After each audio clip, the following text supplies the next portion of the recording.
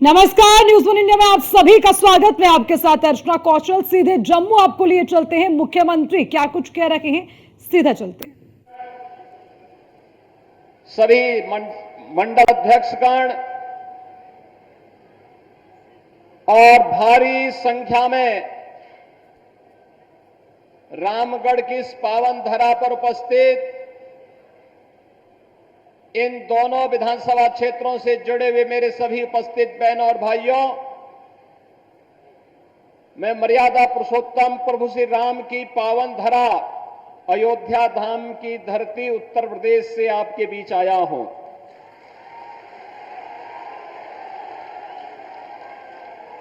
और कितना अच्छा संजोग है, अयोध्या धाम में प्रभु राम पैदा हुए और राम के नाम पे रामगढ़ जम्मू के अंदर बना है। बहनों और भाइयों, 1947 में देश आजाद हुआ। लंबे समय तक देश के अंदर कांग्रेस ने शासन किया, लेकिन कांग्रेस ने अयोध्या की समस्या का समाधान नहीं होने दिया।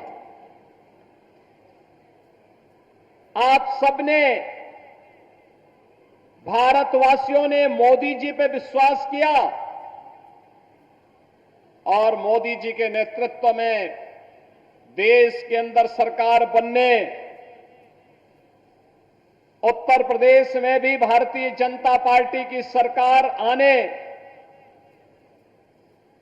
के तुरंत बाद 500 वर्षों की समस्या ऐसे समाधान हुई जैसे कि वो समस्या ही नहीं थी। आज तो अयोध्या में 5 सदी के बाद फिर से अयोध्या में रामलला विराजमान हो चुके हैं, भव्य राम मंदिर का निर्माण हो चुका है।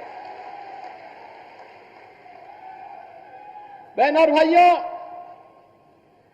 कांग्रेस का नाम ही समस्या है और भारतीय जनता पार्टी का समाधान है। जो समस्या है उसके लिए बहाना चाहिए। कांग्रेस हमेशा बहाना बना करके देश की जनता को बेवकूफ बनाती रही है और यही कारण है, देश में आतंकवाद की समस्या हो, उग्रवाद की समस्या हो, नक्सलवाद की समस्या हो, जातिवाद की समस्या हो, क्षेत्रवाद की हो, भाषावाद की हो, ये जितना भी विभाजन की बीज हैं, ये सभी विष बेल को बोने का कार्य, उसको पलवित और पोषित करने का कार्य कांग्रेस ने देश के अंदर आजाद भारत में किया। हिंदुओं को कमजोर करने का पाप किया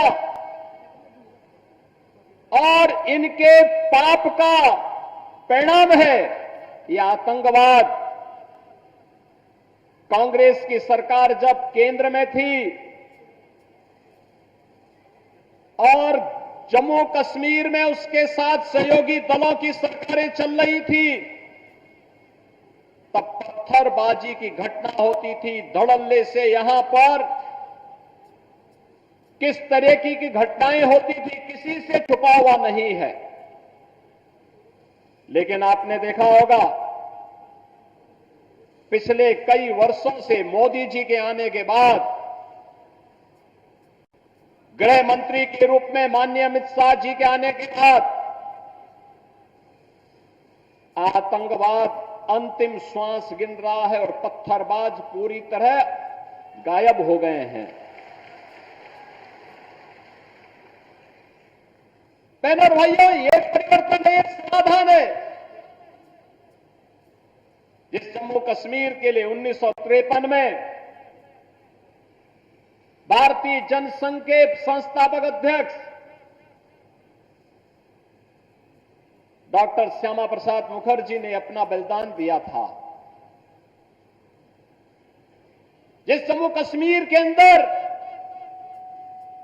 उन्होंने एक नारा दिया था पूरे देशवासियों के लिए, वह नारा था, एक देश में 2 प्रधान 2 विधान 2 निशान नहीं चलेंगे, नहीं चलेंगे। भारतीय जनता पार्टी का एक एक कार्यकर्ता भारत माता का हर सच्चा सपूत इसके लिए लड़ता रहा, कार्य करता रहा। डॉक्टर श्यामा प्रसाद मुखर्जी के उस सपने को साकार करने का कार्य किसी ने किया है तो प्रधानमंत्री मोदी जी ने किया। 370 सदैव के लिए समाप्त कर दिया, 35A सदैव के लिए समाप्त कर दिया। आतंकवाद की नर्सरी समाप्त हो गई। अन्यथा ये कांग्रेस हो या पीडीपी या फिर नेशनल कॉन्फ्रेंस, ये सभी तो जम्मू कश्मीर को आतंकवाद का एक वेयर हाउस बना चुके थे। और वेयर हाउस से यहां का नौजवान, जिसकी ऊर्जा यहां के विकास में लगनी चाहिए थी, जिसकी प्रतिभा का लाभ देशवासियों को मिलना चाहिए था, उस पूरे जम्मू कश्मीर को इन्होंने अपने राजनीतिक स्वार्थ के लिए तबाह करके रख दिया था। बहनों और भाइयों, क्या नहीं था हमारे जम्मू कश्मीर के पास? क्या नहीं था हमारे पास? मैं आप सबसे कहना चाहता हूं कि आज जम्मू कश्मीर के अंदर हम जब बात करते हैं तो सचमुच मुझे उन महान विभूतियों की याद आती है। महाराजा हरि सिंह, जिन्होंने पहचान दिलाई थी। महाराजा हरि सिंह का शासन केवल यहीं तक नहीं था।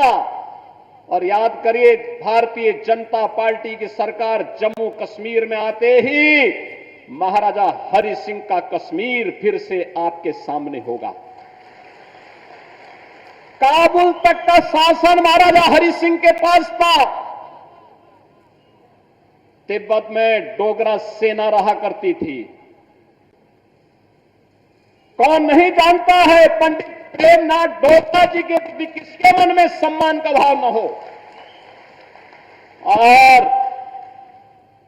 जब कबालाई यहां घुस करके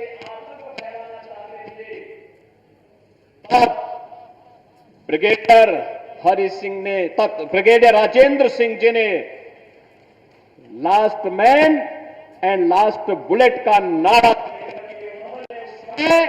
भारत की रक्षा के लिए अपने आप को बलिदान किया था। इतनी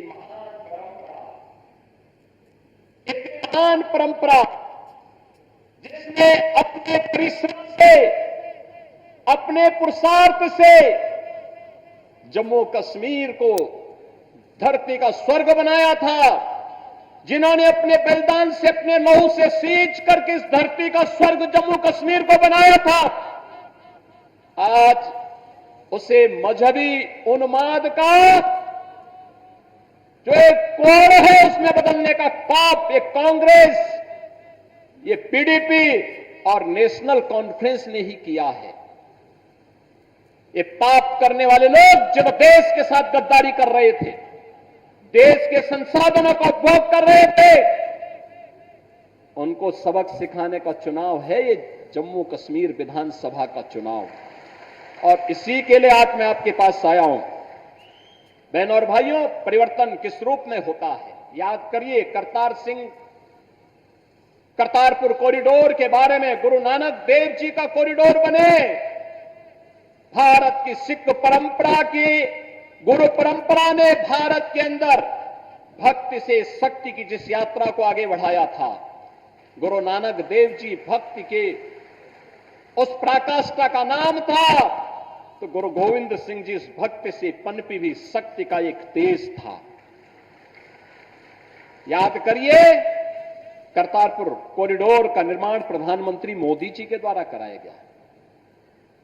और यही नहीं, बाल दिवस की बात जब देश के अंदर होती थी, बाल दिवस की बात जब होती थी, तो बहनों और भाइयों, इन्होंने पंडित जवाहरलाल नेहरू का जन्मदिन बाल दिवस के रूप में कांग्रेस ने मनवा दिया।